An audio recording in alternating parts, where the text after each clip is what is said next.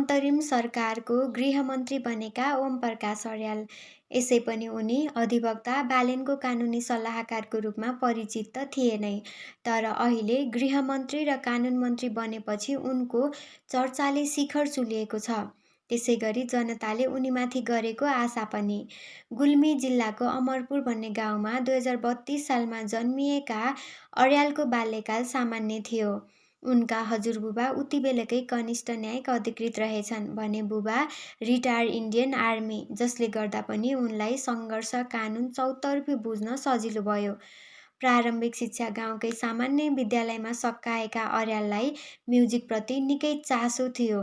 म्युजिकलाई नै करियरको रूपमा इस्टाब्लिस गर्न उनी रत्न राज्य क्याम्पस काठमाडौँमा 2052 सालतिर प्रस्थान गरे, तर त्यहाँ पढ्नको लागि अङ्ग्रेजीको टेस्टमा पास हुन पर्ने रहेछ, जसमा उनी असफल भएपछि त्यही नजिकैको नेपाल ल क्याम्पसमा कानुन पढ्ने विचार गरे। त्यसपछि उनको कानुनी यात्रा सुरु भयो। कानुनमा ग्रेजुएट भएपछि उनी अधिवक्ताको रूपमा बहस पैरवी गर्न थाले। उनले आफ्नो उदाउँदो करियरबाट नै जटिल मुद्दाहरूमा बहस पैरवी गर्न थाले।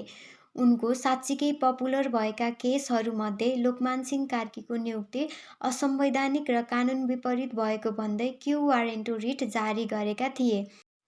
जुन रिट कुनै पोजिसनमा अपोइन्ट, नोमिनेट अथवा इलेक्ट गर्दा प्रोसिड्युरहरू फलो नगरेमा, क्वालिफिकेसन नपुगेमा, प्राकृतिक न्यायको सिद्धान्त विपरीत भएमा र त्यस्तो पोजिसन होल्ड गर्न लागेको व्यक्ति पब्लिक पोस्ट र पब्लिक अफिसको भएमा मात्र जारी हुने गर्दछ। त्यस्तै 2077 सालमा केपी शर्मा ओलीले गरेको संसद विघटनको विरुद्ध पनि संविधानको विरुद्ध भएको भन्दै रिट जारी गरेका थिए, जसमा अदालतले संसद विघटन असंवैधानिक भएको भन्दै प्रतिनिधि सभा पुनर्गठन गरेको थियो, जुन एउटा ल्यान्डमार्क केसको रूपमा स्थापित भएको छ।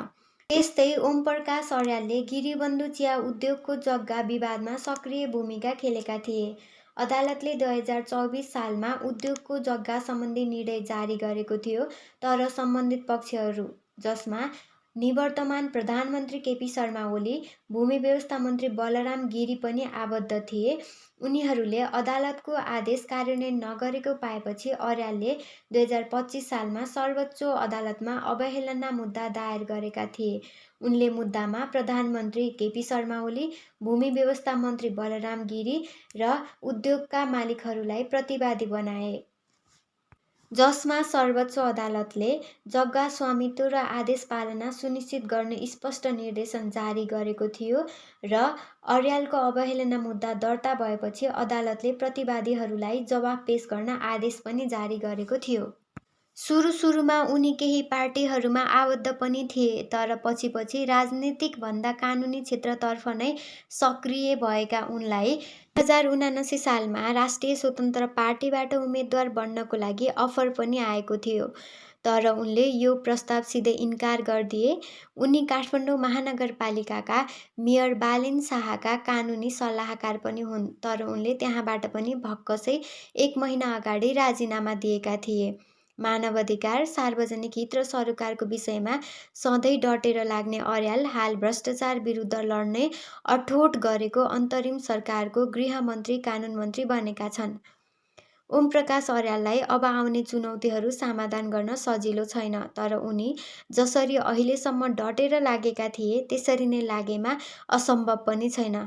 आशा गरौँ अब सबै भ्रष्टाचारका फाइलहरू खोलिनेछन्, बलात्कारका घटनाहरू यसै लुकाइने छैनन्, गिरीबन्धु जग्गा घोटाला प्रकरण टुङ्गो लाग्नेछ र जति पनि व्यक्ति त्यहाँ इन्गेज भएका छन् तिनीहरूले सजाय पाउनेछन्। छोटे कार्यकाल भए पनि ऐतिहासिक होस् र मिठो होस्। जेनजीले यही आशा राखेर उनलाई रोजेका हुन्। यो आशा निराशा नहोस्। हस्त, थ्याङ्क यू।